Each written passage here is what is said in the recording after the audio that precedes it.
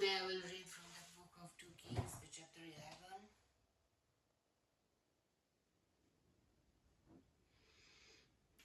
I will read and I will try to understand what is written. Athaliah and Joash is the title. I don't know if it's original title or just a title to organize the text. When Athaliah, the mother of Ahaziah,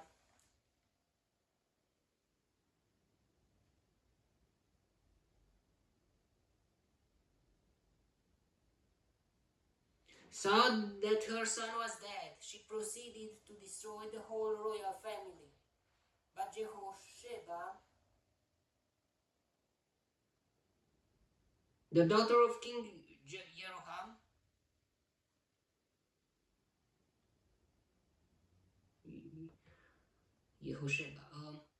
and sister of Ahaziah, so Athaliah was her mother or her stepmother or something, took Joash, son of Ahaziah, and stole him away from among the royal princes who were about to be murdered. She put him as he and his nurse in a bedroom to hide him from Athaliah, so he was not killed. He remained hidden with his nurse at the temple of the Lord.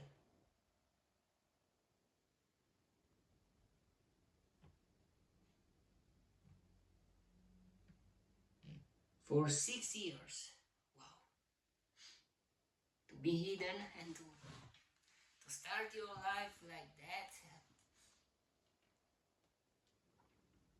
While Athaliah ruled the land. In the 7th year,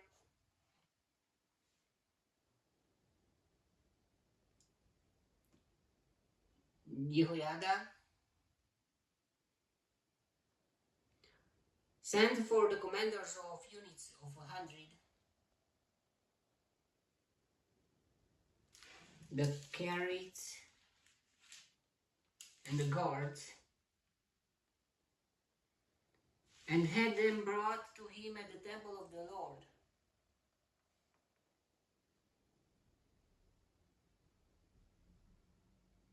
He made a covenant with them and put them under oath at the temple of the Lord. Then he showed them the king's son. He commanded them, saying, "This is what you are to do, you who are in the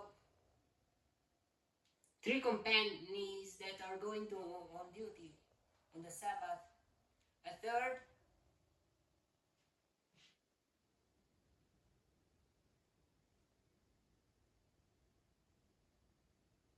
of your guarding the royal palace, a third at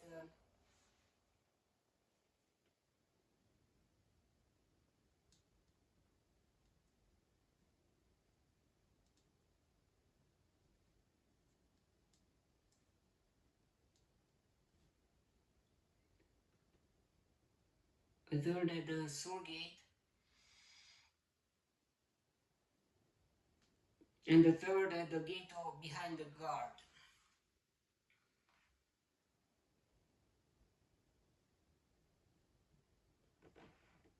Who take turns guarding the temple.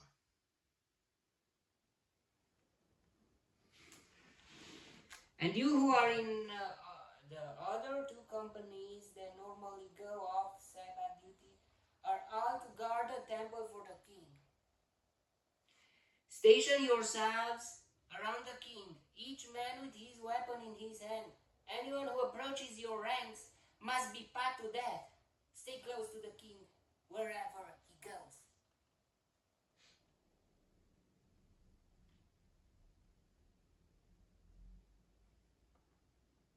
The commanders of units of 100 did just as Jehoiada the priest ordered. Each one took his men, those who were going on duty on the Sabbath and those who were going off duty, and came to Jehoiada the priest. Then he gave the commanders the spears and shields that had belonged to King David and that were in the temple of the Lord.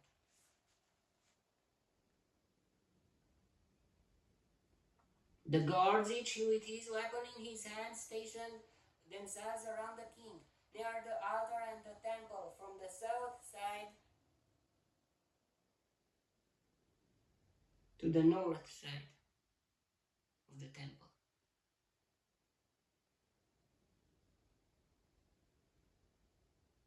Jehoiada brought out the king's son and put the crown on him. He presented him with a copy of the covenant and proclaimed him king. They anointed him, and the people clapped their hands and shouted, "Long live the king!" When Athaliah heard the noise made by the guards and the people, she went to the temple. She went to the people at the temple of the Lord. She looked, and there was the king standing by the pillar, as the custom was. The officers and the trumpeters were beside the king, and all the people of the land were rejoicing and blowing trumpets. Then Athaliah tore her robes and called out, "Treason! Treason! Treason! Treason!" Jehoiada, the priest, ordered the commanders of units of 100 who were in charge of the troops, "Bring her out between the ranks, and put to the sword anyone who follows her." For the priest had said, "She must not be put to death in the temple of the Lord." So they seized her as she reached the place where the horses entered the palace grounds, and there she was put to death. She was very weird. She killed all the royal family just that her to be the queen. It was very weird. I mean, Jehoiada then made a covenant between the Lord and the king and people that they would be the Lord's people. He also made a covenant between the king and the people. All the people of the land went to the temple of Baal and tore it down. They smashed the altars and idols to pieces and killed Matan, the priest of Baal, in front of the altars. Then Jehoiada the priest posted guards at the temple of the Lord. He took with him the commanders of hundreds, the chariots, the guards, and all the people of the land. And together they brought the king down from the temple of the Lord and went into the palace, entering by way of the gate of the guards. The king then took his place on the royal throne. And all the people of the land rejoiced, and the city was quiet because Athaliah had been slain with the sword at the palace. Joash was 7 years old when he began to reign. Wow, what a history! And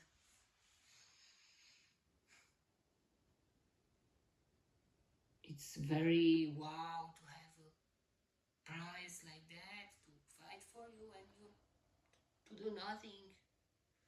I mean, the king was just a child, Joash. Jehoiada did everything.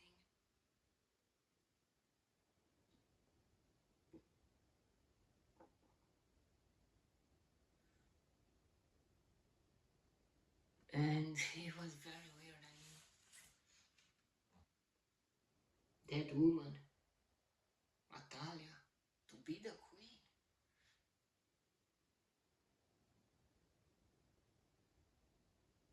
She took the place of the king, and wow, very weird.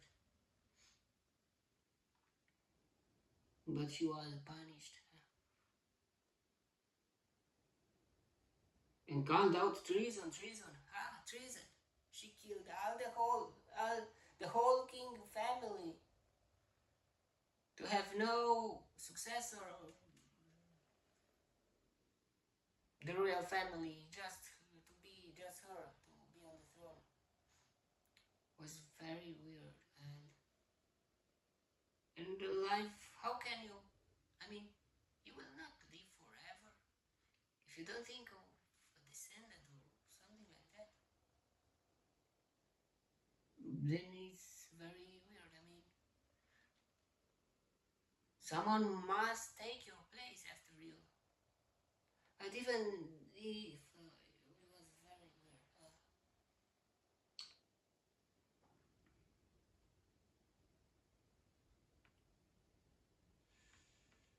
Okay,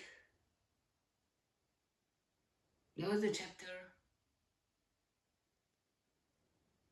What can I say? I don't know. We can learn things from that too, but I don't know what about political wars or I don't know.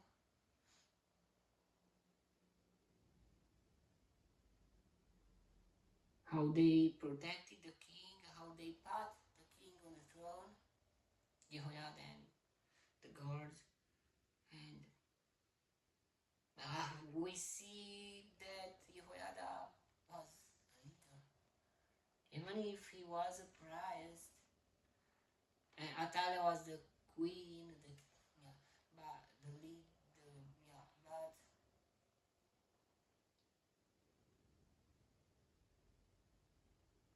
Jehoiada was like a leader.